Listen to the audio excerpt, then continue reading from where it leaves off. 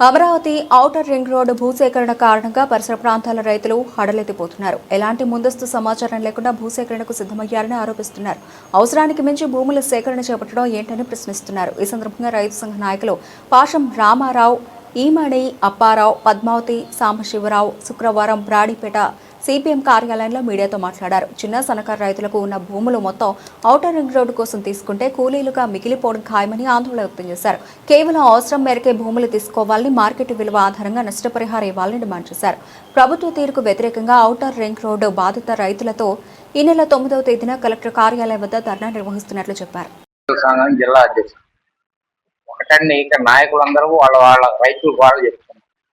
94 దగ్గర నుంచి కౌలు రైతులు 100% ఇక్కడ పనిచేస్తారు.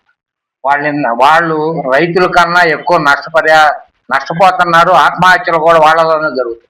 కానీ ఇంత మట్టికి ఈ ప్రభుత్వం 2 సంవత్సరాల కింద కానీ కౌలు రైతులకు న్యాయం చేస్తారన్నాడు. ఇప్పుడు 2 సంవత్సరాలు అయింది, మళ్ళీ న్యాయం చేయలేదు. ఈ భూసేకరణలో మొత్తం కౌలుదారులే ఉన్నది.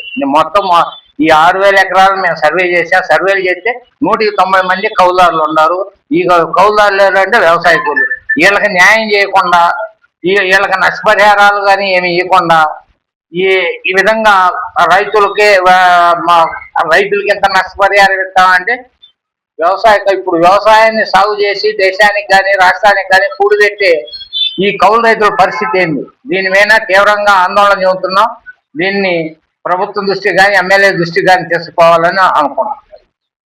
వీళ్ళు ఎంపీ గారి దగ్గర అపాయింట్మెంట్ కూడా ఆయన కోరలేదో మాకైతే మళ్ళీ ఇంటిమేషన్ లేదు.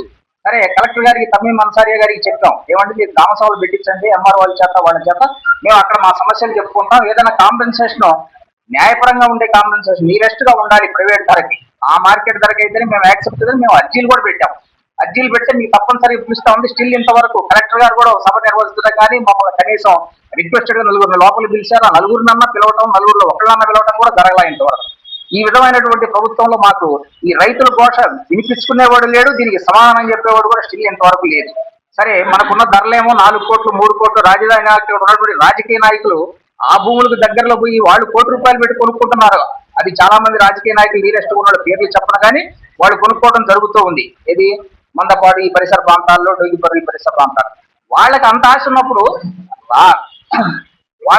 ఆశ ఉన్నప్పుడు సామాన్యమైన రైతు గత 152 సంవత్సరాల నుంచి వస్తున్న భూమిని కోల్పోతుంటే ధర్నా చేయటం కానీ న్యాయంగా అడగటం కానీ ఉండదాంట్లో తప్పు లేదని నేను అనుకుంటూ ఉన్నాను.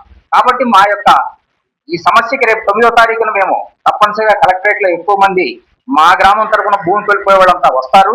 వాళ్ళంతా మళ్ళీ అక్కడ మీ మీడియా మిత్రులందరికీ కూడా విషయం తెలియపరుస్తారు. మీరు కూడా మా తరఫున ప్రభుత్వాన్ని తప్పనిసరిగా గట్టిగా మీరు మా యొక్క విషయాలను ప్రభుత్వాన్ని చేరవేసి మాకు న్యాయం చేకూర్చవలసిందిగా విన్నవించుకుంటున్నాం.